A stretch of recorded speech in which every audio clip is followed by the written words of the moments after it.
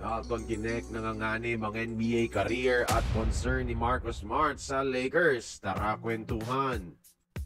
Opisyal na mga idol, pinakilala na ng LA Lakers si NBA Defensive Player of the Year Marcus Smart at bumisita na rin siya sa kanilang facility.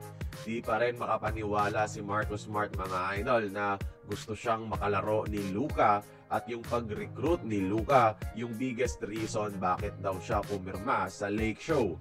Siya ang sagot sa kakulangan ng Lakers sa depensa, pero may concern lang itong si Smart tungkol sa kanyang pagpunta sa Purple and Gold. Alam naman natin na dati siyang Boston Celtics mga idol, biggest rival ng Lakers in history.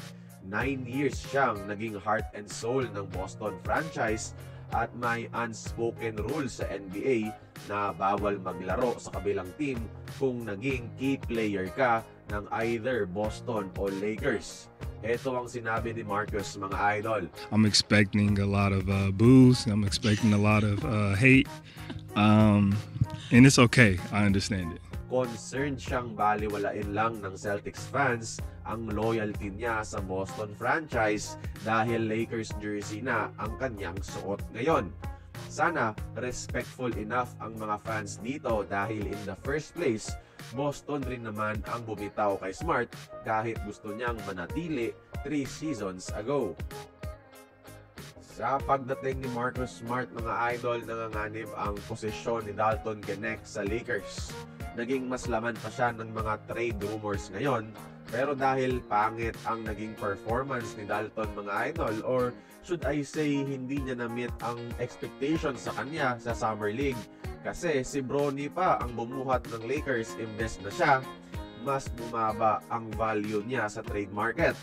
Di na willing mag-offer ang ibang teams ng first round pick o first round talents para kay Dalton. Nakaka-alarma ito para sa kanyang batang karir dahil baka magaya siya kay Chris Duarte mga idol. Kung maaalala nyo, si Chris Duarte, isa ring 4-year college player na naging impactful kaagad sa kanyang rookie year sa NBA dahil din sa kanyang shooting. Pero sa mga sumunod na taon, bigla na lang nawala sa rotation at sa NBA.